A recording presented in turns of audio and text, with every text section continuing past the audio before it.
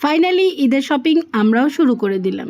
Shopping করতে গিয়ে এত বড় ঝামেলায় পড়বো সেটা ভাবতেও পারিনি। শপিংয়ে গিয়ে কি এমন ঝামেলায় পড়লাম সেটা দেখতে হলে পুরো ভিডিওটাই দেখতে হবে।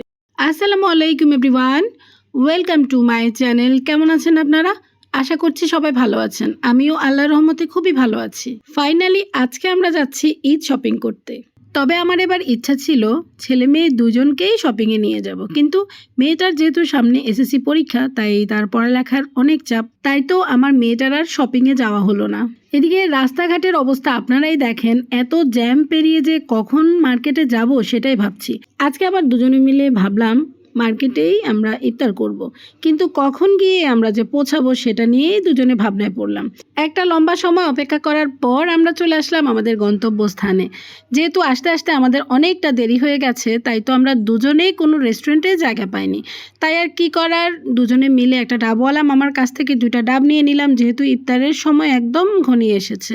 কিছুক্ষণ সময় অপেক্ষা করার পর আজান দিয়ে দিল। তারপর আমরা দুজনে মিলে ডাব দিয়ে আজকে আমাদের ইফতারটা শুরু করলাম। এরপর দুজনে মিলে আবার এক জায়গায় বসে নামাজ পড়লাম। এরপর অনেক খোঁজাখুঁজি করে একটা রেস্টুরেন্টে শুধু মোরগ পোলাও পেয়েছি, আর কিছুই পাইনি। যাক, আল্লাহ আমাদের ভাগ্যে যা রেখেছে তাই পেয়েছি, তার জন্য অনেক শুক্রিয়া জানাই। কি ভাবলাম আর আমাদের সাথে কি হলো। ভেবেছিলাম আজকে দুজনে মিলে স্টার কাবাবে গিয়ে ইফতার করব, তার আমাদের ভাগ্যে হলো না। আসলে রিজিকে যার যা আছে তার থেকে বেশি কিছু আপনি চাইলেও পাবেন না। এই তো দুজনে মিলে বসে আমরা ইফতারটা করলাম। তবে এই মুহূর্তে আমার শরীরটা খুবই খারাপ লাগছিল। ইফতার করার পর শরীরটা আসলেই ছেড়ে দেয়, কিন্তু কিছু করার নেই, যেহেতু শপিংয়ে গেছি এখন তো আর রেস্ট করার কোনো সুযোগ নেই। ইফতার শেষ করেই দুজনে মিলে শপিংয়ের উদ্দেশ্যে রওনা হলাম। শপিং মলে গিয়ে তো আমি দেখছি মোটামুটি বেশ ভালো ভিড়ই আছে আজকে। এতদিন পর্যন্ত মানুষ কি করেছে আমি বুঝতে পারছি না। আমি তো ভেবেছি এবার গেলে হয়তো ওইরকমভাবে কোনো ভিড়ই পাবো না। ঈদের সময় শপিং মলে গিয়ে ভিড় পাবো না তা কি হতে পারে? প্রথমে যাচ্ছি মেয়ে শপিং করতে। আমি সবসময় চেষ্টা করি আমার মেয়ে শপিংটা আগে করতে, কারণ ওর জামা কাপড় কিনতে গেলে আমি যে কি ঝামেলায় পড়ি, একদিক হলে তো আরেক দিক হয় না। তাই ওর শপিংয়ে আমার অনেকটা সময় চলে যায়। সেজন্য আমি প্রথমেই ওর শপিং দিয়েই শপিংটা শুরু করি। এবারও তার ব্যতিক্রম হয়নি। দেখেন, তার বাবাকে দাঁড় করিয়ে দিলাম জামা ধরে ধরে আমাকে দেখানোর জন্য। আমিও দেখছি, আপনাদেরকেও দেখাচ্ছি।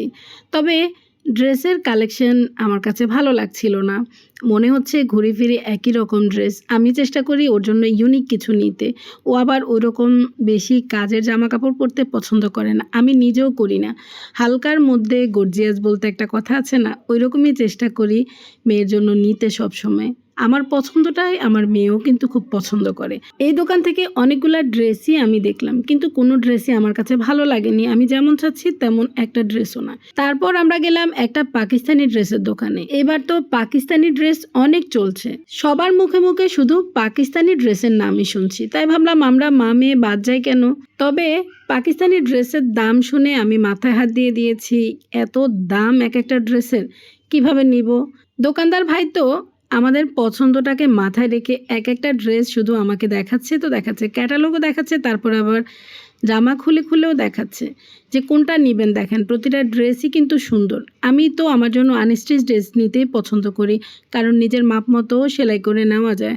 আমি রেডিমেড ড্রেস আমার জন্য খুবই কম নিই। তবে মেয়ের জন্য এখান থেকে রেডিমেড একটা ড্রেস আমি আগেই পছন্দ করে নিয়েছি, মেয়ের জন্য কিন্তু নেওয়া হয়ে গেছে। অনেকগুলা ড্রেস দেখে আমার জন্য এখান থেকে আমি একটা পছন্দ করে নিয়েছি। মা মেয়ের ঈদ শপিং শেষ। ড্রেস আর আপনাদের সাথে সম্পূর্ণ শেয়ার করলাম না, যেহেতু ঈদের ড্রেস ঈদের দিনই দেখবেন। আমাদের দুজনের ড্রেস কিনতে কিনতে আমার সত্যি গলা শুকিয়ে গেছে, তাই তো দুজনের জন্য 2টা লাচ্ছি নিয়ে নিলাম। এরপর চলে গেলাম হিজাবের জন্য। বরাবরই তো আমাদের ড্রেস কিনলেই হিজাবের দরকার হয়, কারণ ম্যাচিং করে হিজাব না নিলেই নয়, যেহেতু অকেশনালি সব কিছুতে এখন হিজাব পরা হয়। কালার ম্যাচিং করতে করতে আমার অবস্থা খারাপ। সাহেবকে বললাম, সে তো পছন্দ করতেই পারছে না, সব কিছুতেই বলবে তুমি দেখো। কেয়ার করার পরে দুজনের জন্য এই 2টা হিজাব পছন্দ করেছি। যেহেতু পার্টি হিজাব তাই দামটা একটু বেশি নিয়েছে। হিজাব কিনা শেষ করে এরপর চলে গেলাম আমার আব্বাজানের শপিং করতে।